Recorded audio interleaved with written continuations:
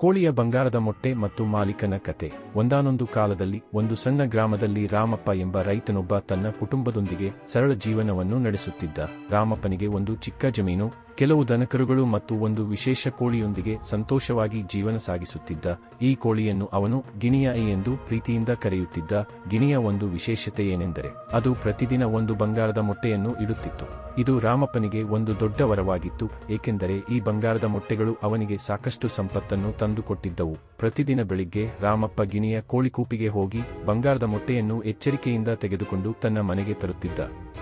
ಈ ಮೊಟ್ಟೆಗಳನ್ನು ಮಾರಾಟ ಮಾಡಿ ಅವನು ತನ್ನ ಕುಟುಂಬಕ್ಕೆ ಒಳ್ಳೆಯ ಆಹಾರ, ಬಟ್ಟೆ ಮತ್ತು ಇತರ ಅಗತ್ಯ ವಸ್ತುಗಳನ್ನು ಖರೀದಿಸುತ್ತಿದ್ದ. ಗಿಣಿಯನ್ನು ರಾಮಪ್ಪ ಮತ್ತು ಅವನ ಕುಟುಂಬವು ತಮ್ಮ ಸದಸ್ಯನಂತೆ ಪ್ರೀತಿಯಿಂದ ನೋಡಿಕೊಳ್ಳುತ್ತಿದ್ದರು. ಅವರು ಗಿಣಿಗೆ ಒಳ್ಳೆಯ ಆಹಾರ, ಶುದ್ಧ ನೀರು ಮತ್ತು ಆರಾಮದಾಯಕ ಕೂಪನ್ನು ಒದಗಿಸಿದ್ದರು. ಆದರೆ ರಾಮಪ್ಪನ ಮನಸ್ಸಿನಲ್ಲಿ ಒಂದು ದಿನ ಆಸೆಯ ದಿಟ್ಟಿಯೊಂದು ಹೊಕ್ಕಿತು.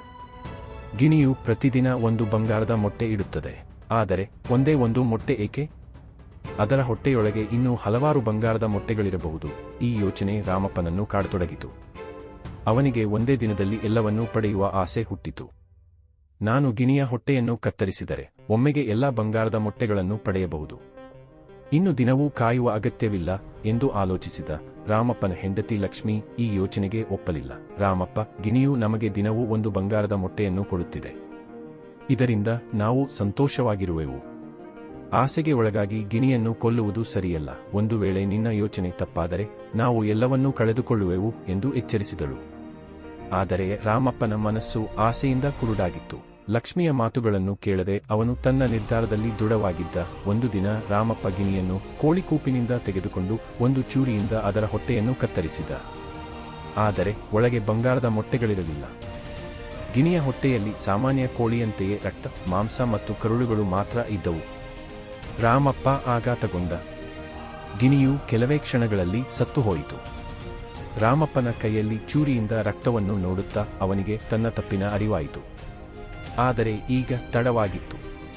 ಗಿಣಿಯಿಲ್ಲದೆ ರಾಮಪ್ಪನಿಗೆ ಇನ್ನೂ ಬಂಗಾರದ ಮೊಟ್ಟೆಗಳಿಲ್ಲ.